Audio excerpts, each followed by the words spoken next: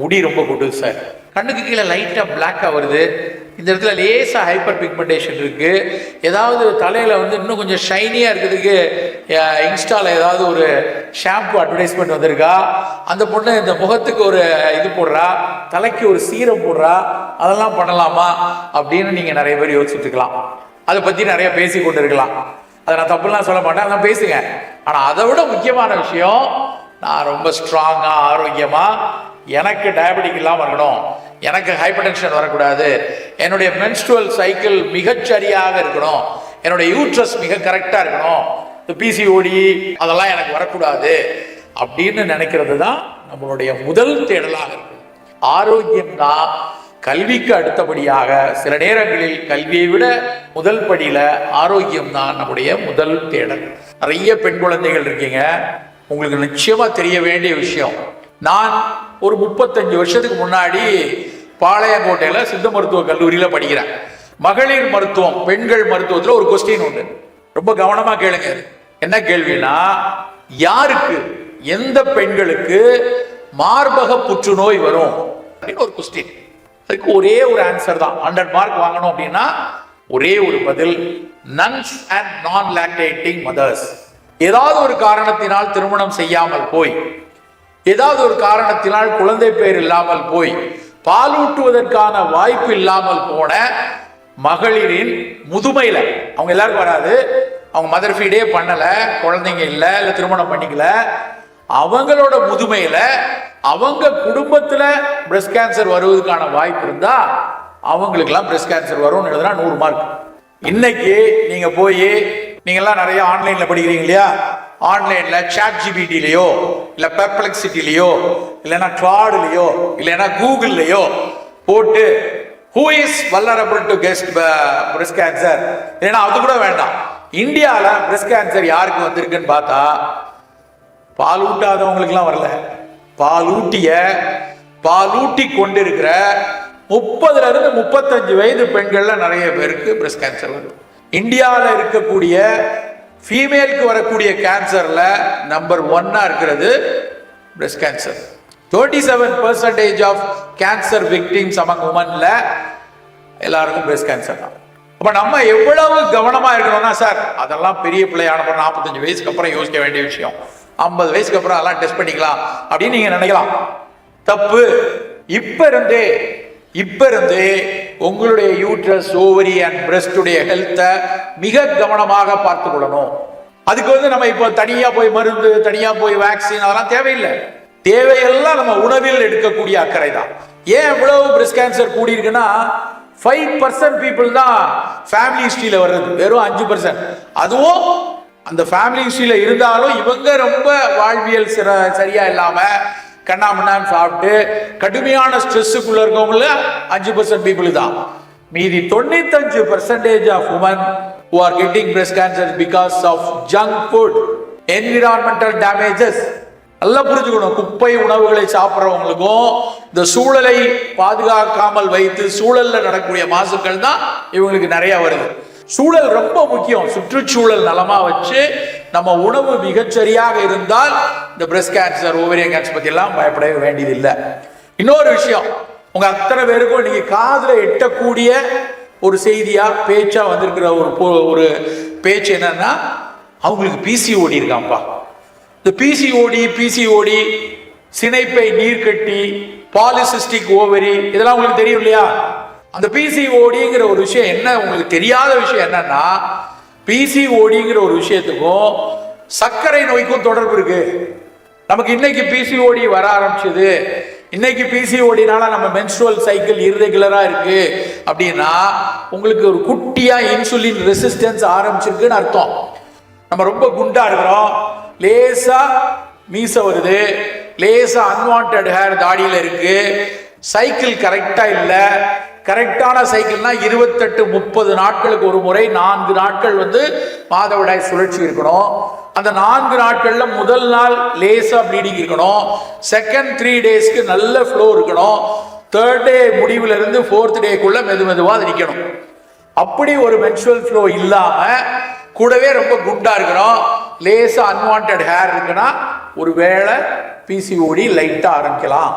சரி, என்ன சார் செய்யறது? இந்த பெரிய டாக்டர் பார்க்கணும், எந்த ஹாஸ்பிட்டலுக்கு போகணும், என்ன டெஸ்ட்லாம் எடுக்கணும், ஒன்றும் தேவையில்லை. அப்படி இருக்கு அப்படின்னா நல்ல ஃபிட் ஆகும். மிகப்பெரிய அளவுல உடல் பயிற்சி வேணும். மிகச்சரியான உணவு திட்டம் இருந்தா 95% பிசிஓடிய இந்த வயதுல, 25 வயதுக்கு மேல வந்ததுன்னா ஹார்மோனல் டெஸ்ட் அது இதுன்னு வரும். இந்த வயதுல இப்பதான் மாதவிடாய் ஆரம்பிச்சு ஓரிரு ஆண்டுகளா இருக்கு, இல்ல 4 வருஷம் இருக்குன்னா இப்பவே அதை சரியாக்குவதற்கான மிகச்சரியான உடல் பயிற்சியும் உணவும் உங்களுக்கு வேணும். நண்பர்களே, பிரஸ்ட் கேன்சர் வந்தா பாத்துக்கலாம், பிசிஓடி வந்தா பாத்துக்கலாம் அப்படின்னு நம்ம நினைக்க வந்ததுக்கு அப்புறம் அதுல வரக்கூடிய அவதிகள் பெரிய கடுப்பு. அப்ப அதெல்லாம் வராம தடுக்கணும்னா நம்ம உணவு ஃபங்க்ஷனலா இருக்கணும். ஃபங்க்ஷனலானா ஏதாவது ஒரு வகையில உடலுக்கு நல்லது செய்யக்கூடிய உணவா நம்ம இருக்கணும். எப்படி வச்சுக்கலாம்? காலையில 6 மணிக்கு எழுந்தோடனே, 7 மணிக்கு எழுந்து 6 மணிக்கு எழுந்தி போனோம் சார், 6:30க்கு தான் எழுந்தி போவோம், 7க்கு தான் எழுந்தி போனா, எழுந்த உடனே நம்ம வீட்டில் முதல்ல என்ன தேடுறோம்? காலையில் எழுந்தோடனே காஃபி, டீ, பால், இப்படி ஏதோ ஒன்று குடிக்கிறோமா? காஃபி டீ எத்தனை வருஷமா குடிச்சிட்டு இருக்கோம்? சங்க காலத்துல கபிலர், பரணர் அவங்கெல்லாம் காஃபியா குடிச்சிட்டு இருந்தாங்க. அவங்களாம் என்னமோ குடிச்சிருப்பாங்களா காலையில? ஆனா அந்த காஃபி டீ 200 வருஷமா தான் இங்க நம்ம குடிச்சிட்டு இருக்கோம். ஆனா இன்னைக்கு என்ன நிலைமைன்னா, காஃபி டீ இல்லாம இருக்க முடியாது. உங்க அப்பா அம்மா எல்லாம் கேட்டீங்கன்னா காலையில எது வாங்குறாங்களோ இல்லையோ, காஃபி தூளும் டீ தூளும் இல்லாம வீட்டுல இருக்காது. டீ ஒரு மிகச்சிறப்பான பானம் தான், இல்லைன்னு சொல்ல முடியாது. தேயிலை பெரு நாட்களாக சீனால அது ஒரு மூலிகை கஷாயம். நீங்க நிலவேம்பு கஷாயம் படிக்கிறோம்ல, கபசுர கஷாயம் மாதிரி தேயிலை ஒரு கஷாயமாக சீனால பயன்பட்டு இருந்துச்சு. அங்க போன இங்கிலீஷ்காரன் அதை குடிச்சு பார்த்தா நல்லா ஸ்ட்ரென்த்தா இருக்கு, மிகச்சரியா இருக்கு அப்படின்னு உடனே அதை உலகம் முழுக்க இருக்கக்கூடிய எல்லா மலைக்காடுகள்லையும் அங்கிருந்த நல்ல நல்ல மரங்களை எல்லாம் வெட்டிட்டு போய் அவனுக்கு டீ போடணுங்கிறதுக்காக அந்த செடியை எல்லா காமன்வெல்த் நாடுகள்லையும் வச்சுட்டு தான். அப்படிதான் இங்க இருக்கக்கூடிய ஏற்காடு மலையில காபி தோட்டம் வந்ததும், நீலகிரி மலைகளில் வந்த டீ தோட்டம் வந்ததும் அப்படி வந்ததுதான்.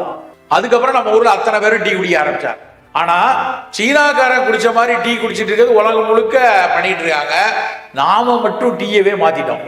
நம்ம குடிக்கிறதுக்கு பேரு டீ கிடையாது, நம்ம குடிக்கிற பேர் என்ன தெரியுமா? தேயிலை பால் பாயாசம். தேயிலை பால் பாயாசத்தை நம்ம எல்லாம் டீ டீன்னு சொல்லிட்டு இருக்காங்க.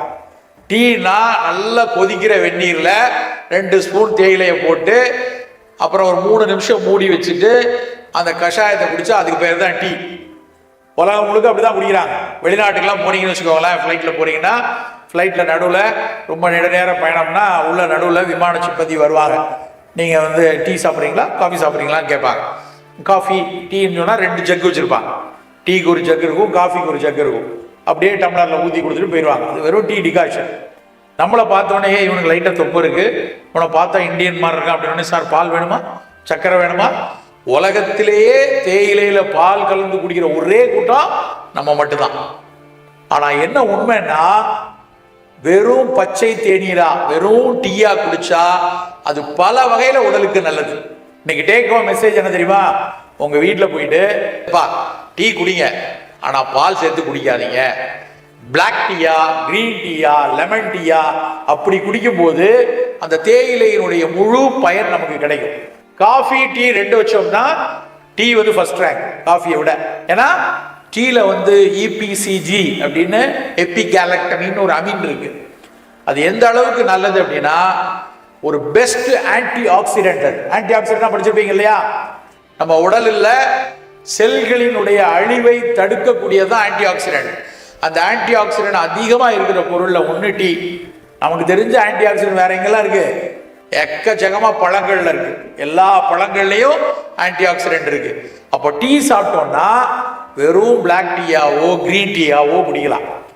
ஆனா டீ 200 வருஷத்துக்கு முன்னாடி தான் நமக்கு தெரியும். அதுக்கு முன்னாடி என்ன நம்ம ஆளுங்க குடிச்சிருக்காங்கன்னு பார்த்தா கரிசலாங்கண்ணியை டீ போட்டு குடிச்சிருக்காங்க. எத்தனை பேருக்கு கரிசலாங்கண்ணி தெரியும்? எல்லாருக்கும் தெரியும். நீங்க கை தூக்காம ஒன்று சொல்லுவா, உங்களுக்கு எப்படி தெரியும்ட்டு ஹேர் ஆயில் செய்வாங்க. வீட்டில் அம்மா கரிசலாங்கண்ணி சாரை நல்லா எண்ணெயில காய்ச்சி தலைக்கு தேய்ச்சிருப்பாங்க. அப்புறம் அவங்க தோட்டத்துல எல்லாம் நீங்க பார்த்துருப்பீங்க, அப்படித்தானே? கரிசலாங்கண்ணி வெறும் முடி வளர்றதுக்கான மட்டும் கிடையாது, நம்முடைய ஈரலுக்கு மிகச்சிறந்த மருந்து, நம்முடைய நுரையீரலுக்கு மிகச்சிறந்த மருந்து. நுரையீரல்ல சளி ஒட்டி நம்ம இருமுனா துண்ட சளி விழும் இல்லையா? அப்படி துண்ட சளி வர்றதை போக்கக்கூடிய ஒரே மருந்து கரிசலாங்கண்ணி. அதுக்கு இன்னொரு பேர் தேகராஜன். தேகராஜன் ஒரு பாட்டு உண்டு, சித்த மருத்துவ பாட்டு உண்டு. தேகரா சச்சுரதம் தில்லிய நேர் நேர் கூட்டி பாகமுற காய்ச்சி பருகுவார் காகமுடும் சளி தீரும் காணே. என்ன அர்த்தம் சார் ஏதோ பாடுறீங்க? காகம் உணும் சளி, காக்கா சாப்பிடக்கூடிய சளினா துண்டா நம்ம சளி வெளியே வந்து விழுந்ததுன்னா அது முழுக்க புரோட்டீன், நம்ம நுரையீரலில் இருக்கக்கூடிய புரதம் தான் வெளியே வந்து விழுது. கொஞ்சம் இன்ஃபெக்டடாக இருக்கும், இல்லைன்னா இன்ஃபெக்ட் இல்லாமல் இருக்கும். அந்த புரதத்தை காக்கா சாப்பிட்டு போயிருமா. அப்படி இருமக்கூடிய சளி இருக்கிறவனுக்கு தேகரா சச்சுரதம் தில்லிய நேர் நேர் கூட்டின்னு பாடிக்கிறாங்க. கரிசலாங்கண்ணியை நீ வந்து சாரா குடித்தாலோ, அதை தைலமாக காய்ச்சி குடித்தாலோ, கஷாயமாக குடித்தாலோ அந்த சளி போயிடும். இந்த பாடலை நம்மெல்லாம் பாட்டு பாடிட்டு, இல்லைன்னா என்னமோ பாடியிருக்காங்கடா தமிழ் பாடத்தில் திருக்குறள் படிக்கிறதுக்குள்ளே போதும் போதும், அது இவர் வேற புதுசு புதுசாக ஒரு பாட்டை பாடுறான்னு தோணும். ஆனால் நாம் அப்படி பேசாமல் இருக்கோம். கரோனா காலத்தில், கோவிட் காலத்தில் அவ்வளவு இருமி சளி வருதுன்னா நுரையீரல் நோய்கள் அது போக்குமே. அப்போ கரோனா வைரஸுக்கு அது வேலை செய்யுமான்னு கனடா நாட்டில இருந்து கரிசலாங்கண்ணியை ஆராய்ச்சி பண்றான். நம்ம வந்து பாட்டு பாடிட்டு போயிடுறோம், அவன் வந்து அதை எடுத்து ஆராய்ச்சி பண்றான். இப்போ உங்களில் சில பேருக்கு வந்து பயாலஜிஸ்ட் ஆகணும்னு ஆசை இருக்கலாம், மைக்ரோ பயாலஜிஸ்ட் ஆகலாம்னு ஆசை இருக்கலாம். ஆனால் நம்ம நாட்டில் ஆயுர்வேதா, சித்தா, யுனானிலாம் பல மூலிகைகளை நிறைய எது எதுக்கு பயன்படும்னு கண்டுபிடிச்சிருக்காங்க. நீங்க அது எப்படி பயன்படுது, எதுக்கெல்லாம் கொடுக்கலான்னு ஆராய்ச்சி பண்ணீங்கன்னா நீங்களும் ஒரு பெரிய மனிதராக வரலாம். அவ்வளவு சிறப்பான பானங்களை தான் காலையில டீ மாதிரி நம்ம குடிச்சிருவோம். டயபெட்டிக் இருக்காங்க, அம்மா அப்பா 2 பேர்ல அப்பாவுக்கு டயபெட்டிக், இல்லைன்னா தாத்தா டயபெட்டிக், அவர் என்ன பானம் குடிக்கலாம்? ஆவாரை டீ. எல்லாருக்கும் தெரியும், சாதாரணமா வறண்ட பூமியில விளைஞ்சு கிடக்கக்கூடிய மஞ்சள் மஞ்சளா பூத்திருக்கக்கூடிய மிக அழகான பூக்களுடைய ஒரு ஆவாரம் பூ. அந்த ஆவாரம் பூ வந்து சித்த மருத்துவத்தில் சொல்லுவாங்க, ஆவாரை பூத்திருக்க சாவாரை கண்டதுண்டோ. ஆவாரை பூத்துச்சுன்னா மரணத்துக்கு கூட நல்லது. ஆவாரை பூத்திருக்க சாவாரை கண்டதுண்டோ. ஆவிரை கொன்றை நாவல் அலைகடல் முத்தம் கோஷ்டம் மேவிய மருதத்தோலும் மிருதிட ரொக்க கொண்டு காவிரி நீரும் மற்றும் கடல் நீரும் மற்றும் தானேன்னு ஒரு பாட்டு இருக்கு. அதெல்லாம் என்ன சொல்லுது அப்படின்னா, ஆவார டீயா குடிச்சோம்னா சர்க்கரை கட்டுப்பாட்டில் இருக்கு. அப்போ காலையில குடிக்கக்கூடிய பானம் வந்து நம்ம உடலுக்கு ஏதாவது ஒரு வகையில பயன் தரக்கூடிய பானமா. தினம் எதுக்கு நம்ம போய், சார் நான்லாம் கும்பகோணம் டிகிரி காப்பி தான் குடிப்பேன், ப்ரூ தான் வேணும் சார், ஃபில்டர் காப்பியை போன்றே சுவையானது அப்படின்னு போய் ப்ரூ தான் குடிக்கணும்னு நினைச்சோம்னா பாதி ஆரோக்கியத்தை இழக்கும். என்னைக்காவது ஒரு நாள் காஃபி டீ குடிக்கலாம், மற்ற நாட்கள்ல ஒரு நாள் பிளாக் டீ, ஒரு நாள் கிரீன் டீ, அது மாதிரி ஒரு நல்ல தேநீரை வந்து நம்ம ஹெர்பல் டீயா நம்ம குடிக்கணும். சார் அதெல்லாம் இல்லை, எங்க அம்மா எப்பவும் நாளை காலையில எந்திரிச்சா 1 டம்ளர் பால் குடிச்சிட்டு போ சொல்றாங்களா? எத்தனை பேர் வீட்டில் சொல்றாங்க? எல்லாரும் வீட்லையும் சொல்றாங்களா? போதும். பால் வந்து ரொம்ப அத்தியாவசியமான உணவெல்லாம் கிடையாது. என்ன சார் இப்படி சொல்றீங்க? ஒரு நாள் 1 டம்ளர் பால் குடிச்சா டாக்டர் வீட்டு பக்கமே போக வேண்டாம், நாங்கள் பழமொழி படிச்சிருக்கோம் அப்படின்னு சில பேர் கேட்கலாம். பால் வந்து மிக மெலிந்து இருக்கக்கூடிய குழந்தைகளுக்கு கண்டிப்பா வேணும். கால்சியம் ரொம்ப குறைவா இருக்கவங்களுக்கு வேணும். நம்மளே கொஞ்சம் தர்பூசணிக்காய் மாதிரி இருக்கும், இல்லைன்னா ரொம்ப எடை கூடிக்கிட்டே இருக்கும் அப்படின்னா பால் சாப்பிட்டா இன்னும் குண்டாயிரும். பால் உடலை வளர்க்கக்கூடியது. ஸோ உடல் எடை கூட இருக்குன்னா பால் வேண்டாம். சார் அப்போ கால்சியத்துக்கு என்ன பண்றது? மோர் குடிக்கலாம். அதே பால் தான், அது ஃபெர்மெண்ட் ஆயிடுச்சு, அது நல்லா வந்து புளிக்க வச்சாச்சு அப்படின்னா அந்த மோர்ல கூடுதலா நமக்கு வந்து கால்சியம் கிடைக்கும். 1 டம்ளர் பால்ல 280 மில்லிகிராம் இருக்குன்னா 1 டம்ளர் மோர்லயும் 280 மில்லிகிராம் கால்சியம் இருக்கு. அப்போ மோர் எடுத்துக்கலாம், பால் வேண்டாம். கொளுத்துற வெயில் எல்லா இடமும். வெயில் காலத்துல காலையில டீ தான் குடிக்கணுமா? காலையில மிகச்சிறந்த பானம் என்ன தெரியுமா? சூப்பர். யார் பழைய சோறு சொன்னா? Very good. நீராகாரம் தான் வெயில் காலத்தில் காலையில் மிகச்சிறந்த உணவு. ஒரு காலத்துல பழைய சோறுனா ரொம்ப அட பழங்கஞ்சியா எல்லாம் பழைய பொருளை தூர போடுப்பா அப்படின்னு பேசிட்டு இருந்த காலம் போய் இன்னைக்கு உலகம் முழுக்க அதில் ஆராய்ச்சி பண்ணிட்டு இருக்காங்க. நான் ஒரு 6 மாசத்துக்கு முன்னாடி வந்து பாஸ்டன் நகருக்கு போயிருக்கேன். பாஸ்டன் தெரியல, அமெரிக்கால மெசச்சூட்ஸ் மெடிக்கல் யூனிவர்சிட்டி, மருத்துவ உலகத்திலேயே பெரிய பல்கலைக்கழகம் மெசச்சூட்ஸ் மெடிக்கல் யூனிவர்சிட்டி. அங்க போறேன். அங்க ஒரு பேராசிரியை, அந்த அம்மா என் பக்கத்துல உட்காந்துருக்காங்க. ஒரு தமிழ் மீட்டிங்கு நான் பேச போனேன், என் பக்கத்துல அந்த அம்மா உட்காந்துருக்காங்க. MITன்னு சொன்னோன்னே எனக்கு அப்படியே வணங்கி, எவ்வளோ பெரிய பல்கலைக்கழகம், எவ்வளோ பெரிய பேராசிரியர், நீங்க என்ன ஆராய்ச்சி பண்றீங்க அப்படின்னு நான் கேட்டேன். உடனே அந்த அம்மா வந்து, நீங்களாம் பேசிட்டு இருக்கதா சார் அப்படின்னா. என்ன இப்படி சொல்றீங்க அப்படின்னா, பழைய சோத்துல ஆராய்ச்சி பண்ணிட்டு இருக்கேன் அப்படின்னா. எங்க? அமெரிக்கால பாஸ்டன்ல MITல அவங்க ஆராய்ச்சி பண்றது பழைய சோத்துல. எதை கம்பேர் பண்றீங்க? அது தோசை மாவை கம்பேர் பண்ணிட்டு இருக்கேன். நமக்கெல்லாம் சிரிப்பா இருக்கு இல்லையா? அவங்க என்ன பண்றாங்கன்னா, அந்த பழைய சோறுல என்னென்ன பாக்டீரியா வருது, லட்சக்கணக்கான பாக்டீரியா வருது. அந்த பாக்டீரியா உடலுக்கு நல்லது செய்யுது. உடலுக்கு நல்லது செய்யற அந்த பாக்டீரியாவை பிரிச்சு பெரிய பெரிய ப்ரோபயாட்டிக் மெடிசின்ஸ் கொண்டு வரலாமான்னு அந்த உலகத்துல ஆராய்ச்சி பண்ணிட்டு இருக்கான். எவ்வளவு பெரிய விஷயம் பாருங்க. அவன் அங்க உட்காந்து பழைய சோத்தை ஆராய்ச்சி பண்ணிட்டு இருக்கான். நம்ம வீட்டுல இன்னைக்கும் பழைய சோறா, உனக்கு யார் இதை கற்றுக் கொடுத்தாங்கன்னு நம்ம அம்மா கிட்ட நாம சண்டை போட்டுட்டு இருக்கோம். எவ்வளவு நல்ல விஷயங்களை நம்ம முன்னோர்கள் நமக்காக சொல்லியிருக்காங்க. அப்ப நீங்க இன்னொன்னு என்ன செய்யணும்? டேக் ஹோம் மெசேஜ்ல வீட்டுக்கு போன உடனே பழைய சோறை சந்தோஷமா சாப்பிடணும். ஜாலியா எடுத்து பழைய சோறு ஒன்றும் இல்லை, நீங்களே செய்யணும். அதெல்லாம் அம்மா தான் செஞ்சு தரணும், எங்க அம்மா பண்ணாம போயிட்டாங்கன்னு காரணம் சொல்லிட்டு இருக்க கூடாது. ராத்திரி படுக்கும் போது 2 ஸ்பூன் சோறு கொஞ்சம் தண்ணி ஊற்றி வச்சுட்டு காலையில அதை நல்லா கசக்கி தண்ணி ஊற்றி மோர் விட்டு காலையில சாப்பிட்டீங்கன்னா அதுதான் நீராகாரம். போதும். ஸ்டான்லி மருத்துவக் கல்லூரி தெரியுமில்ல? அந்த மருத்துவக் கல்லூரியில ஒரு பெரிய எக்ஸிபிஷன் நடந்துச்சு ஜனவரி மாசத்துல. எக்ஸிபிஷனுக்கு பேர் என்ன தெரியுமா? பழைய சோறு கண்காட்சி. ஏன்னா அந்த மருத்துவர்கள் அதனுடைய பயனை தெரிஞ்சுட்டு பொதுமக்களுக்கு நாம சொன்னாதானே கேட்பாங்க அப்படின்னு அங்க இருக்கிற சீனியர் கேஸ்ட்ரோ என்ட்ராலஜிஸ்ட் எல்லாம் சேர்ந்து பழைய சோறு கண்காட்சி நடத்துறாங்க. இப்ப நம்ம என்ன பண்ணணும் அப்படின்னா, நம்ம வீட்டில் ராத்திரியில சாதத்தை கொஞ்சம் எடுத்து களைய நீராகாரமாக்கி காலையில் நம்ம சாப்பிடணும். அப்ப காலையில எடுக்கக்கூடிய பானம் அப்படிங்கிறது வெறும் காஃபி டீயா இருக்க வேண்டாம். ஒண்ணு கரிசலாங்கண்ணி டீ எடுக்கலாம், வெறும் பிளாக் டீ எடுக்கலாம், லெமன் டீ எடுக்கலாம், நெல்லிக்காய் டீ எடுத்துக்கலாம், ஆவாரை டீ எடுத்துக்கலாம், நீராகாரம் எடுத்துக்கலாம். எவ்வளவு இருக்கு பாருங்க வெரைட்டி.